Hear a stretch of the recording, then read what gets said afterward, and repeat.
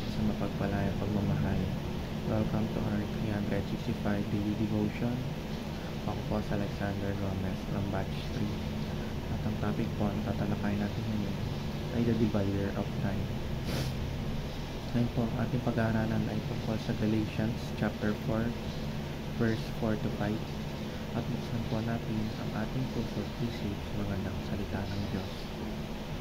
Sinasabi dito na, But when the set time had fully come, God sent His Son, born of a woman, born under the law, to redeem those under the law, that we might receive adoption to sonship.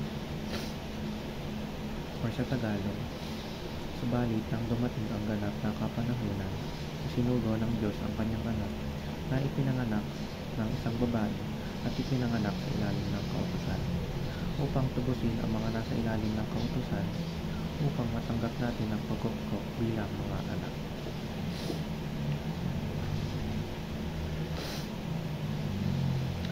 Teaching number 1. Old Covenant Law and New Covenant Grace. Sinasabi lang sa unang paturuan ang lumang tipan at ang bagong tipan.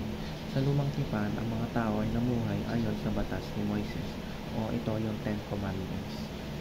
Ngunit, nang dumating sa Jesus, pinalitan ito ng bagong kasunduan ng biyaya, kung saan ang kaligtasan ay hindi sa pamamagitan sa pagsunod sa batas, kundi sa pananampalataya kay Jesus. Teaching number 2. Old Creation and New Creation.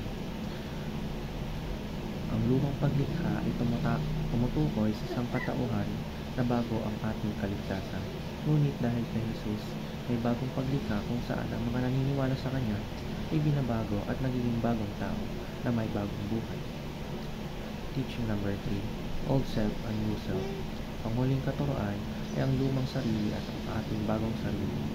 Ang lumang sarili ay ang makasalanang kalikasan natin bago makilala si Jesus. Kapag tinanggap natin siya, tayo ay nagiging bagong sarili. Pinapalaya tayo nito mula sa kasalanan at nabubuhay ayon sa kanyang kalooban. Application number 1. Level up our commitment to Jesus. Pagtingin natin ang ating pananampalataya kay Jesus sa pamamagitan ng mas malalim na relasyon sa Kanya. Application number 2. Live our new creation identity in Christ. Iwasan natin ang ating lumang buhay at masasamang asal.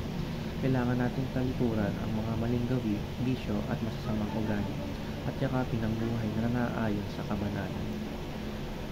Application number 3. Let go of our past life and bad behavior.